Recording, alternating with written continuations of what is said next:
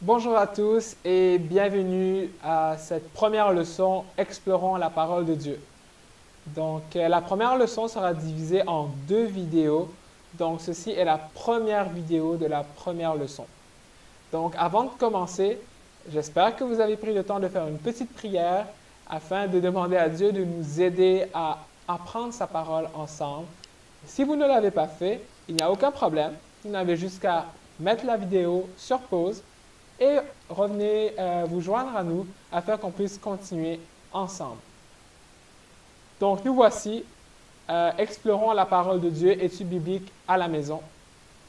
Donc, il y a deux versets que nous allons lire pour commencer. Donc, le premier verset peut se trouver dans le livre des Actes des Apôtres, au chapitre 16, verset 32.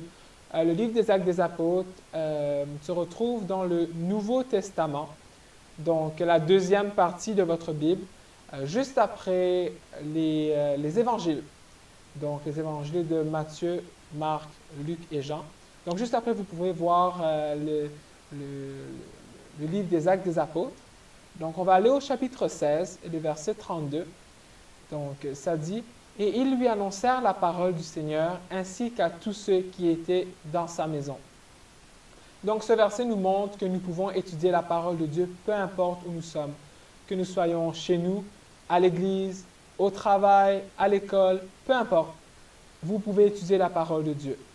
Vous n'avez pas besoin d'être seulement à l'église, vous pouvez le faire n'importe où.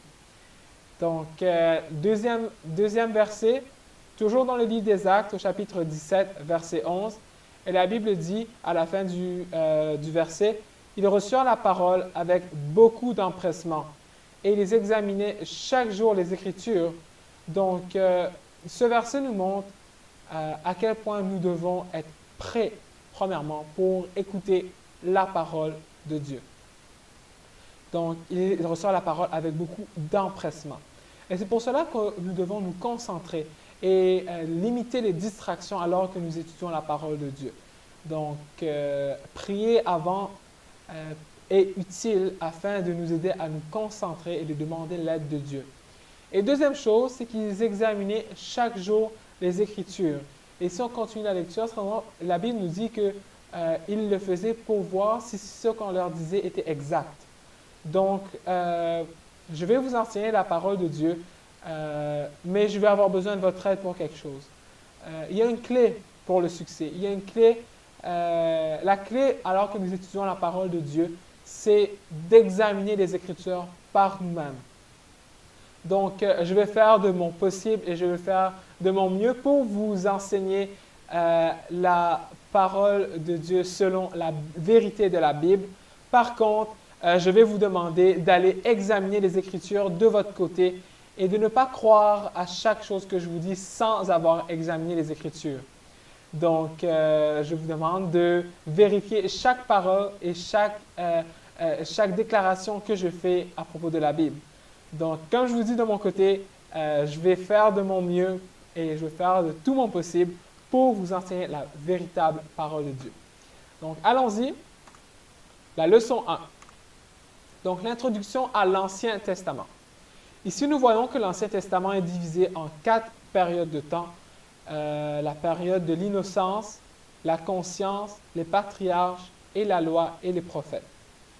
Donc, la période de l'innocence couvre le temps où Adam et Ève étaient dans le jardin d'Éden jusqu'à leur chute dans le jardin d'Éden avec le péché. Donc, le temps de l'innocence peut se retrouver dans la Bible, à la Genèse. La Genèse, c'est le premier livre de la Bible. Donc, Genèse au chapitre 1 jusqu'au Genèse chapitre 3. Donc, c'est là qu'on peut voir, on peut lire à propos du temps de l'innocence d'Adam et Ève dans le jardin d'Éden. Par la suite, il y a eu le temps de conscience, à partir de là où ils ont péché jusqu'à Abraham.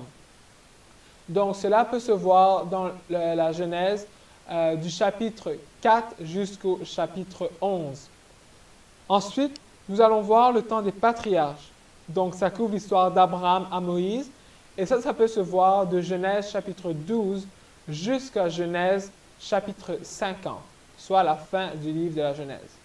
Par après, nous pourrons voir les temps de la loi et les prophètes. Donc, la loi et le prophète couvrent la période de Moïse jusqu'à Jésus-Christ. Donc, nous pouvons le lire à partir du 2e chapitre de l'Ancien Testament, qui est le livre d'Exode, jusqu'à la fin de l'Ancien Testament, qui est le livre de Malachie. Donc, ici, le livre de l'Ancien Testament. Donc, l'Ancien Testament a été écrit par 32 personnes, et je sais qu'ici, c'est marqué 32 auteurs, mais je préfère dire qu'il y a un seul auteur qui est Dieu, et qu'il y a 32 écrivains à la place. Donc, pourquoi est-ce que je dis cela? C'est très simple, c'est parce que la Bible est inspirée de Dieu. Et c'est ce qu'on peut voir ici dans le livre de 2 Pierre au chapitre 1, verset 21. La Bible dit « Car ce n'est pas par une volonté d'homme qu'une prophétie a jamais été apportée, mais c'est poussé par le Saint-Esprit que les hommes ont parlé de la part de Dieu. » On peut aussi voir un verset similaire dans 2 Timothée 3,16, et je vous laisse lire ce verset chez vous. Donc 2 Timothée 3,16. Donc, on peut voir ici que la Bible est inspirée de Dieu. Et j'aime donner l'exemple d'un patron qui a la secrétaire, par exemple.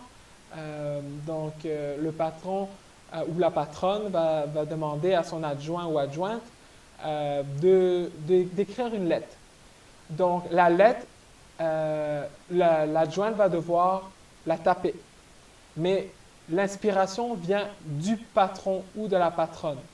Donc, c'est ainsi qu'on peut voir d'où vient l'inspiration. L'inspiration de la Bible vient de Dieu, tout comme l'inspiration de la lettre vient du supérieur, soit du patron ou de la patronne. Et les écrivains ont simplement écrit sous inspiration de Dieu. Et ça, c'est un exemple qui vous permet de comprendre comment Dieu est le seul auteur de la Bible et qu'il y a eu 32 écrivains. Maintenant, l'Ancien Testament couvre une période de temps d'à peu près 3600 ans de l'histoire de l'humanité, également à peu près 1500 ans en écriture. L'Ancien Testament est aussi divisé en 4 parties. Donc, la première partie qui est la loi, 5 livres, de Genèse à Deutéronome. Ces livres ont été écrits par Moïse. Par la suite, on peut voir la partie de l'histoire. Donc, cette partie est comprise de 12 livres qui couvrent l'histoire d'Israël dans la terre promise. Également, le royaume d'Israël et le royaume divisé d'Israël.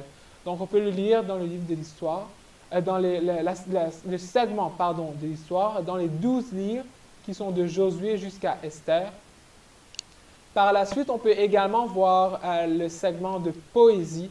Donc, pourquoi est-ce que ces livres sont classés comme des livres de poésie? C'est simplement par l'écriture des livres. Ces livres sont écrits de façon différente et vous pouvez le voir si vous lisez simplement le livre de Psaume, par exemple.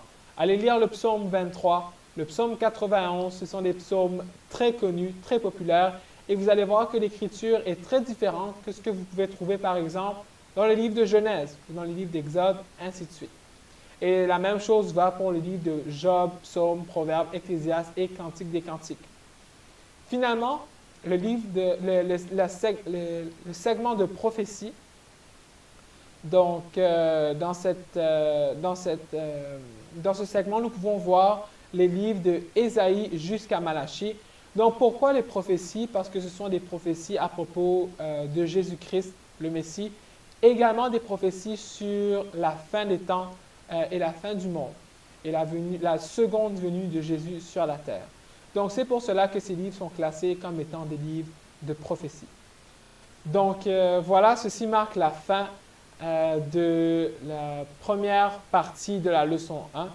Donc, si vous avez des questions, vous pouvez les laisser dans les commentaires plus bas. Sinon, on va se revoir dans la deuxième partie de la leçon 1. Donc, allez voir notre prochaine vidéo. Dans la prochaine vidéo, on va discuter de la semaine de la création, également de Adam et Ève dans le jardin d'Éden. Également, nous allons voir le péché de Adam et Ève dans le jardin d'Éden. Donc, joignez-nous pour la prochaine vidéo et jusque-là, je prie que Dieu vous bénisse. Bye bye.